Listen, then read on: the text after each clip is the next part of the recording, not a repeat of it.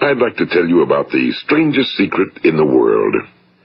Some years ago, the late Nobel Prize-winning Dr. Albert Schweitzer was being interviewed in London, and a reporter asked him, "Doctor, what's wrong with men today?"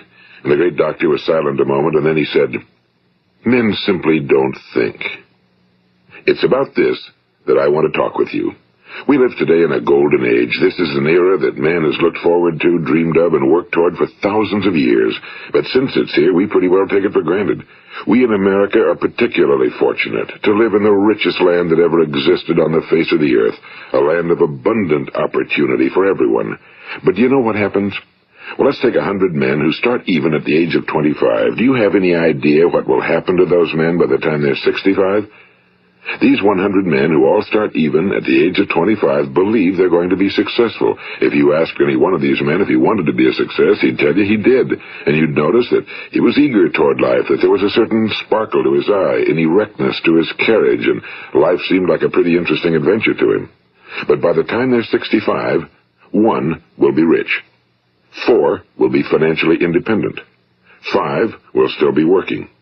54 will be broke. Now think a moment. Out of the 100, only 5 make the grade. Now why do so many fail? What has happened to the sparkle that was there when they were 25? What's become of the dreams, the hopes, the plans? And why is there such a large disparity between what these men intended to do and what they actually accomplished? When we say about 5% achieve success, we have to define success. And here's the best definition I've ever been able to find. Success is the progressive realization of a worthy ideal. If a man is working toward a predetermined goal and knows where he's going, that man is a success. If he's not doing that, he's a failure. Success is the progressive realization of a worthy ideal.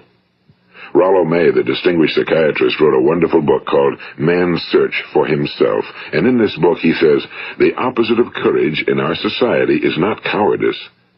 It is conformity. And there you have the trouble today. It's conformity, people acting like everyone else without knowing why, without knowing where they're going. Now think of it. In America right now, there are over 18 million people 65 years of age and older. And most of them are broke. They're dependent on someone else for life's necessities. Now, we learn to read by the time we're 7. We learn to make a living by the time we're 25. Usually by that time, we're not only making a living, we're supporting a family. And yet by the time we're 65, we haven't learned how to become financially independent in the richest land that has ever been known. Why? We conform. And the trouble is that we're acting like the wrong percentage group, the 95 who don't succeed. Now, why do these people conform? Well, they really don't know. These people believe that their lives are shaped by circumstances, by things that happen to them, by exterior forces. They're outer-directed people. A survey was made one time that covered a lot of men, working men, and these men were asked, "Why do you work? Why do you get up in the morning?" 19 out of 20 had no idea.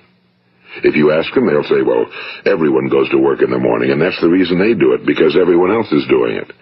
Now let's get back to our definition of success. Who succeeds? The only person who succeeds is the person who is progressively realizing a worthy ideal. He's the person who says, I'm going to become this, and then begins to work toward that goal.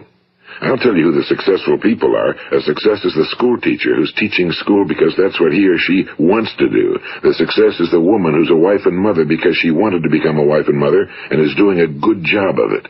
The success is the man who runs the corner gas station because that was his dream. That's what he wanted to do. The success is the successful salesman who wants to become a top-notch salesman and grow and build with his organization. A success is anyone who is doing deliberately a predetermined job because that's what he decided to do deliberately. But only 1 out of 20 does that. That's why today there isn't really any competition unless we make it for ourselves. Instead of competing, all we have to do is create. You know, for 20 years, I looked for the key which would determine what would happen to a human being. Was there a key I wanted to know which would make the future a promise that we could foretell to a large extent? Was there a key that would guarantee a person's becoming successful if he only knew about it and knew how to use it? Well, there is such a key, and I've found it. Have you ever wondered why so many men work so hard and honestly without ever achieving anything in particular, and others don't seem to work hard and yet seem to get everything? They seem to have the magic touch. You've heard them say that about someone. Everything he touches turns to gold. And have you ever noticed that a man who becomes successful tends to continue to become successful? And on the other hand, have you noticed how a man who's a failure tends to continue to fail? Well, it's because of goals. Some of us have goals, some don't. People with goals succeed because they know where they're going. It's that simple. Think of a ship leaving a harbor, and think of it with the complete voyage mapped out and planned. The captain and crew know exactly where it's going and how long it'll take. It has a definite goal. Now, 9,999 times out of 10,000, it will get to where it started out to get. Now, let's take another ship, just like the first, only let's not put a crew on it or a captain at the helm. Let's give it no aiming point, no goal, no destination. We just start the engines and let it go. I think you'll agree with me that if it gets out of the harbor at all, it will either sink or wind up on some deserted beach, a derelict. It can't go anyplace because it has no destination and no guidance, and it's the same with a human being. Take the salesman, for example. There's no other person in the world today with the future of a good salesman. Selling is the world's highest paid profession, if we're good at it and if we know where we're going. Every company needs top-notch salesmen, and they reward those men. The sky's the limit for them. But how many can you find? Someone once said the human race is fixed, not to prevent the strong from winning, but to prevent the weak from losing. The American economy today can be likened to a convoy in time of war. The entire economy is slowed down to protect its weakest link, just as the convoy had to go at the speed that would permit its slowest vessel to remain in formation. That's why it's so easy to make a living today. It takes no particular brains or talent to make a living and support a family today. So we have a plateau of so-called security, if that's what a person's looking for. But we do have to decide how high above this plateau we want to aim. Now let's get back to the strangest secret in the world, the story that I wanted to tell you today. Why do men with goals succeed in life and men without them fail? Well, let me tell you something which, if you really understand it, will alter your life immediately. If you understand completely what I'm going to tell you from this moment on, your life will never be the same again. You will suddenly find that good luck just seems to be attracted to you. The things you want just seem to fall in line, and from now on you won't have the problems, the worries, the gnawing lump of anxiety that perhaps you've experienced before. Doubt, fear, well, they'll be things of the past. Here's the key to success and the key to failure. We become what we think about. Now let me say that again. We become what we think about. Throughout all history, the great wise men and teachers, philosophers and prophets have disagreed with one another on many different things. It's only on this one point that they are in complete and unanimous agreement. Listen to what Marcus Aurelius, the great Roman emperor, said. A man's life is what his thoughts make of it. Disraeli said this, everything comes if a man will only wait. I've brought myself by long meditation to the conviction that a human being with a settled purpose must accomplish it, and that nothing can resist a will that will stake even existence for its fulfillment. Ralph Waldo Emerson said this, a man is what he thinks about all day long. William James said, the greatest discovery of my generation is that human beings can alter their lives by altering their attitudes of mind. And he also said, we need only in cold blood act as if the thing in question were real, and it will become infallibly real by growing into such a connection with our life that it will become real. It will become so knit with habit and emotion that our interest in it will be those which characterize belief. And he also said, if you only care enough for a result, you will almost certainly attain it. If you wish to be rich, you will be rich. If you wish to be learned, you will be learned. If you wish to be good, you will be good. Only you must then really wish these things and wish them exclusively, and not wish at the same time 100 other incompatible things just as strongly. In the Bible, you read in Mark 9:23, if thou canst believe, all things are possible to him that believeth. My old friend Dr. Norman Vincent Peale put it this way, this is one of the greatest laws in the universe. Fervently do I wish I had discovered it as a very young man. It dawned upon me much later in life, and I found it to be one of the greatest, if not my greatest discovery outside of my relationship to God. The great law, briefly and simply stated, is that if you think in negative terms, you will get negative results.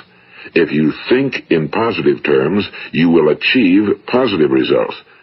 That is the simple fact, he went on to say, which is at the basis of an astonishing law of prosperity and success. In 3 words, believe and succeed. William Shakespeare put it this way: our doubts are traitors and make us lose the good we oft might win by fearing to attempt. George Bernard Shaw said, people are always blaming their circumstances for what they are. I don't believe in circumstances. The people who get on in this world are the people who get up and look for the circumstances they want, and if they can't find them, make them. Well, it's pretty apparent, isn't it? And every person who discovered this for a while believed that he was the first one to work it out. We become what we think about. Now, it stands to reason that a person who's thinking about a concrete and worthwhile goal is going to reach it, because that's what he's thinking about, and we become what we think about. Conversely, the man who has no goal, who doesn't know where he's going, and whose thoughts must therefore be thoughts of confusion and anxiety and fear and worry, becomes what he thinks about. His life becomes one of frustration and fear and anxiety and worry. And if he thinks about nothing, he becomes nothing. Now, how does it work? Why do we become what we think about? Well, I'll tell you how it works as far as we know. Now, to do this, I want to tell you about a situation that parallels the human mind. Suppose a farmer has some land, and it's good fertile land. Now, the land gives the farmer a choice. He may plant in that land whatever he chooses. The land doesn't care. It's up to the farmer to make the decision. Now, remember, we're comparing the human mind with the land because the mind, like the land, doesn't care what you plant in it. It will return what you plant, but it doesn't care what you plant. Now, let's say that the farmer has 2 seeds in his hand. One is a seed of corn. The other is nightshade, a deadly poison. He digs 2 little holes in the earth, and he plants both seeds, one corn, the other nightshade. He covers up the holes, waters, and takes care of the land, and what will happen? Invariably, the land will return what's planted. As it's written in the Bible, as ye sow, so shall ye reap. Now remember, the land doesn't care. It'll return poison in just as wonderful abundance as it will corn. So up come the 2 plants, one corn, one poison. Now, the human mind is far more fertile, far more incredible and mysterious than the land, but it works the same way. It doesn't care what we plant. Success, failure. A concrete, worthwhile goal, or confusion. Misunderstanding, fear, anxiety, and so on. But what we plant, it must return to us. You see, the human mind is the last great unexplored continent on Earth. It contains riches beyond our wildest dreams. It will return anything we want to plant. Now, you might say, well, if that's true, why don't people use their minds more? Well, I think they figured out an answer to that one, too. Our mind comes as standard equipment at birth. It's free, and things that are given to us for nothing we place little value on. Things that we pay money for, we value. The paradox is that exactly the reverse is true. Everything that's really worthwhile in life came to us free. Our minds, our souls, our bodies, our hopes, our dreams, our ambitions, our intelligence, our love of family and children and friends and country, all these priceless possessions are free. But the things that cost us money are actually very cheap and can be replaced at any time. A good man can be completely wiped out and make another fortune. He can do that several times.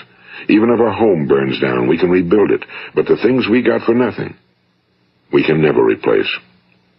The human mind isn't used because we take it for granted. Familiarity breeds contempt. It can do any kind of job we assign to it, but generally speaking, we use it for little jobs instead of big, important ones. Universities have proved that most of us are operating on about 10% or less of our abilities. So decide now, what is it you want?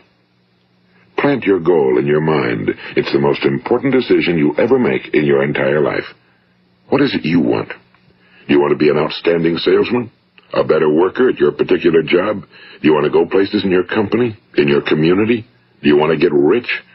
All you've got to do is plant that seed in your mind, care for it, work steadily toward your goal, and it will become a reality. It not only will, there's no way that it cannot. You see, that's a law, like the laws of Sir Isaac Newton, the laws of gravity. If you get on top of a building and jump off, you'll always go down. You'll never go up, and it's the same with all the other laws of nature. They always work. They're inflexible. Think about your goal in a relaxed, positive way. Picture yourself in your mind's eye as having already achieved this goal. See yourself doing the things you will be doing when you've reached your goal.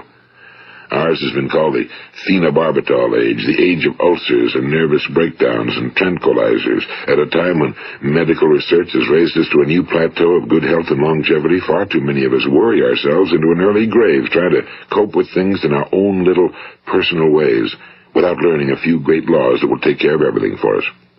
These things we bring on ourselves through our habitual way of thinking. Every one of us is the sum total of his own thoughts.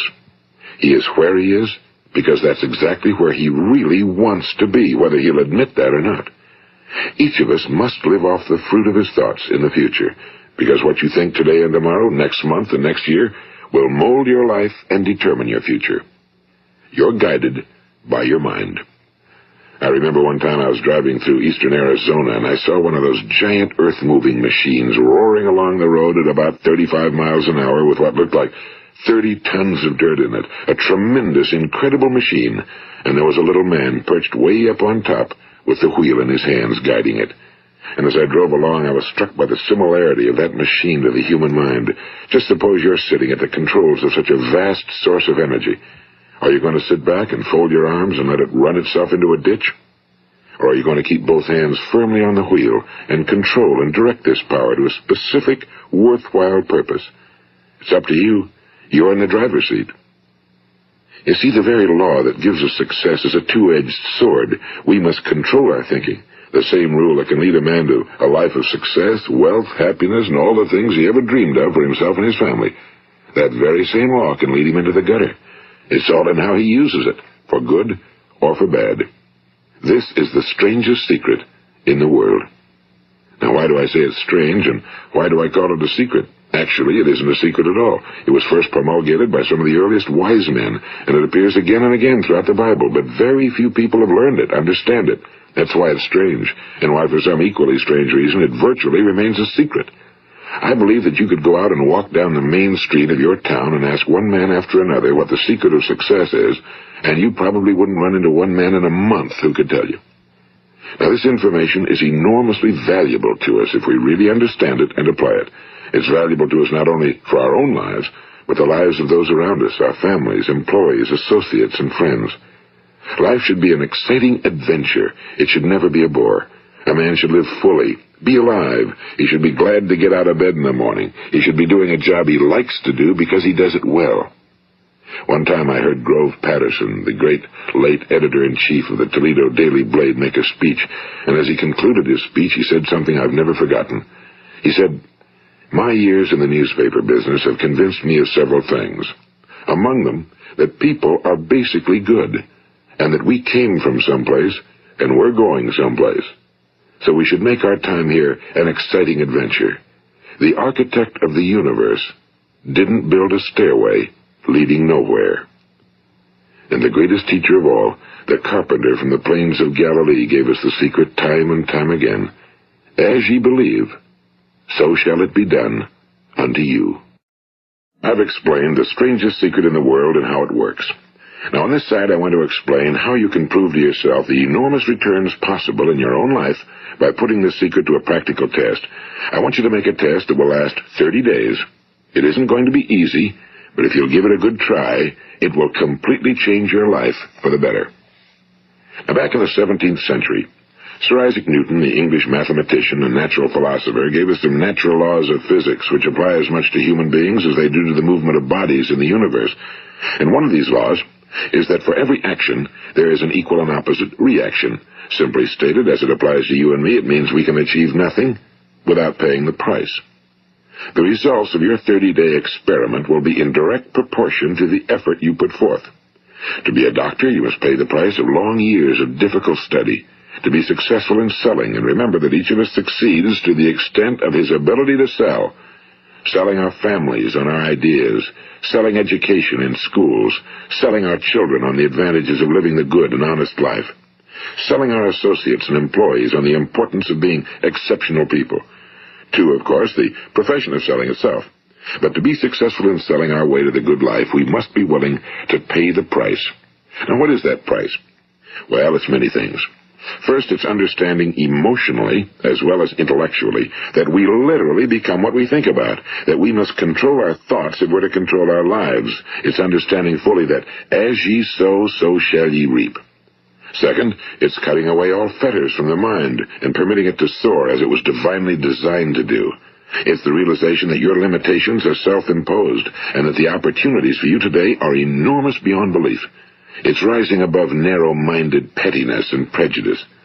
And third, it's using all your courage to force yourself to think positively on your own problem, to set a definite and clearly defined goal for yourself, to let your marvelous mind think about your goal from all possible angles, to let your imagination speculate freely upon many different possible solutions, to refuse to believe that there are any circumstances sufficiently strong to defeat you in the accomplishment of your purpose, to act promptly and decisively when your course is clear, and to keep constantly aware of the fact that you are, at this moment, standing in the middle of your own acres of diamonds, as Russell Conwell used to point out.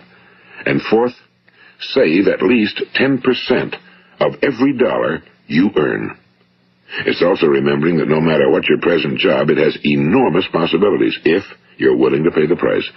Now let's just go over the important points in the price each of us must pay to achieve the wonderful life that can be ours. It is, of course, worth any price. 1. You will become what you think about. 2. Remember the word imagination and let your mind begin to soar. 3. Courage. Concentrate on your goal every day. 4. Save 10% of what you earn. And 5. Action. Ideas are worthless unless we act on them. Now, I'll try to outline the 30-day test I want you to make. Keep in mind that you have nothing to lose by making this test and everything you could possibly want to gain. There are two things that may be said of everyone.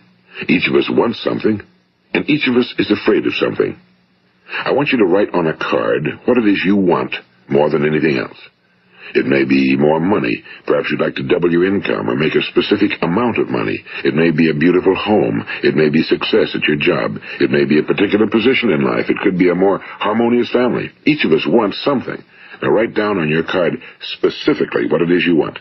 Make sure it's a single goal and clearly defined. You needn't show it to anyone, but carry it with you so that you can look at it several times a day. Think about it in a cheerful, relaxed, positive way each morning when you get up, and immediately you have something to work for, something to get out of bed for, something to live for. Look at it every chance you get during the day and just before going to bed at night. And as you look at it, remember that you must become what you think about, and since you're thinking about your goal, you realize that soon it will be yours. In fact, it's yours really the moment you write it down and begin to think about it. Look at the abundance all around you as you go about your daily business. You have as much right to this abundance as any other living creature. It's yours for the asking. Now we come to the difficult part. Difficult because it means the formation of what is probably a brand new habit, and new habits are not easily formed. Once formed, however, it will follow you for the rest of your life. Stop thinking about what it is you fear. Each time a fearful or negative thought comes into your consciousness, replace it with a mental picture of your positive and worthwhile goal. And there will come times when you'll feel like giving up. It's easier for a human being to think negatively than positively. That's why only 5% are successful. You must begin now to place yourself in that group. For 30 days, you must take control of your mind. It will think about only what you permit it to think about. Each day for this 30-day test, do more than you have to do.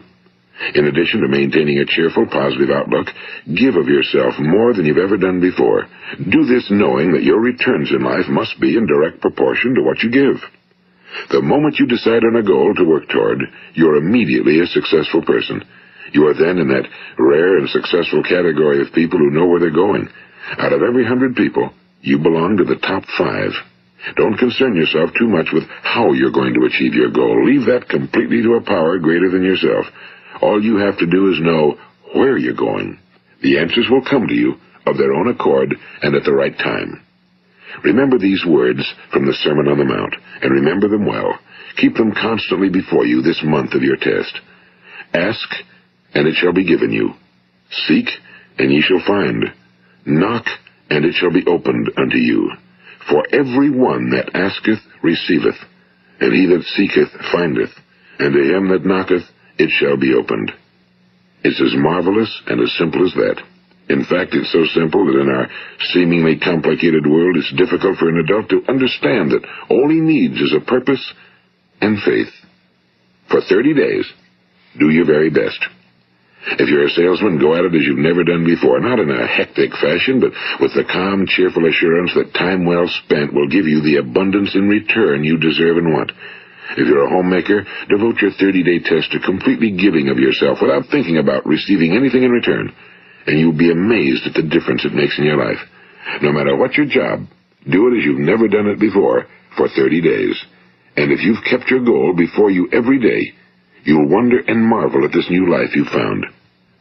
Dorothea Brand, the outstanding editor and writer, discovered it for herself and tells about it in her fine book, Wake Up and Live. Her entire philosophy is reduced to the words, act as though it were impossible to fail. She made her own test with sincerity and faith, and her entire life was changed to one of overwhelming success. Now, you make your test for 30 full days. Don't start your test until you've made up your mind to stick with it. You see, by being persistent, you're demonstrating faith. Persistence is simply another word for faith. If you didn't have faith, you'd never persist. If you should fail during your first 30 days, by that I mean suddenly find yourself overwhelmed by negative thoughts, you've got to start over again from that point and go 30 more days. Gradually, your new habit will form until you find yourself one of that wonderful minority to whom virtually nothing is impossible. And don't forget the card. It's vitally important as you begin this new way of living. On one side of the card, write your goal, whatever it may be. On the other side, write the words we've quoted from the Sermon on the Mount. Ask, and it shall be given you. Seek, and ye shall find. Knock, and it shall be opened unto you. Nothing great was ever accomplished without inspiration. See that during these crucial first 30 days, your own inspiration is kept at a peak. And above all, don't worry. Worry brings fear, and fear is crippling. The only thing that can cause you to worry during your test is trying to do it all yourself. Know that all you have to do is hold your goal before you. Everything else will take care of itself. Remember also to keep calm and cheerful. Don't let petty things annoy you and get you off course. Now, since making this test is difficult, some will say, why should I bother? Well, look at the alternative. No one wants to be a failure. No one really wants to be a mediocre individual. No one wants a life constantly filled with worry and fear and frustration. Therefore, remember that you must reap that which you sow. If you sow negative thoughts, your life will be filled with negative things. If you sow positive thoughts, your life will be cheerful, successful, and positive. Now, gradually, you will have a tendency to forget what you've heard on this recording. Play it often. Keep reminding yourself of what you must do to form this new habit. Gather your whole family around at regular intervals and listen to what's been said here. You know, most men will tell you that they want to make money without understanding the law. The only people who make money work in a mint. The rest of us must earn money. This is what causes those who keep looking for something for nothing or a free ride to fail in life. The only way to earn money is by providing people with services or products which are needed and useful. We exchange our time and our product or service for the other man's money. Therefore, the law is that our financial return will be in direct proportion to our service. Now, success is not the result of making money. Making money is the result of success, and success is in direct proportion to our service. Most people have this law backwards. They believe that you're successful if you earn a lot of money. The truth is that you can only earn money after you're successful. It's like the story of the man who sat in front of the stove and said to it, "Give me heat, and then I'll add the wood." How many men and women do you know, or do you suppose there are today, who take the same attitude toward life? There are millions. We've got to put the fuel in before we can expect heat. Likewise, we've got to be of service first before we can expect money. Don't concern yourself with the money. Be of service, build, work, dream, create. Do this, and you'll find there's no limit to the prosperity and abundance that will come to you. Prosperity, you know, is founded upon a law of mutual exchange. Any person who contributes to prosperity must prosper in turn himself. Sometimes the return will not come from those you serve, but it must come to you from someplace, because that's the law. For every action, there is an equal and opposite reaction. As you go daily through your 30-day test period, remember that your success will always be measured by the quality and quantity of service you render, and money is a yardstick for measuring this service. No man can get rich himself unless he enriches others. Now, there are no exceptions to a law. You can drive down any street in America and from your car estimate the service that's being rendered by the people living on that street. Had you ever thought of this yardstick before? It's interesting. Some, like ministers and priests and other devoted people, measure their returns in the realm of the spiritual, but again, their returns are equal to their service. Once this law is fully understood, any thinking person can tell his own fortune. If he wants more, he must be of more service to those from whom he receives his return. If he wants less, he has only to reduce his service. This is the price you must pay for what you want. If you believe you can enrich yourself by deluding others, you can end only by deluding yourself. It may take some time, but just as surely as you breathe, you'll get back what you put out. Don't ever make the mistake of thinking you can avert this. It's impossible. The prisons and the streets where the lonely walk are filled with people who tried to make new laws just for themselves. We may avoid the laws of man for a while, but there are greater laws that cannot be broken. An outstanding medical doctor recently pointed out 6 steps that will help you realize success. 1. Set yourself a definite goal. 2. Quit running yourself down. 3. Stop thinking of all the reasons why you cannot be successful and instead think of all the reasons why you can. 4. Trace your attitudes back through your childhood and try to discover where you first got the idea you couldn't be successful, if that's the way you've been thinking. 5. Change the image you have of yourself by writing out a description of the person you would like to be. And 6. Act the part of the successful person you have decided to become.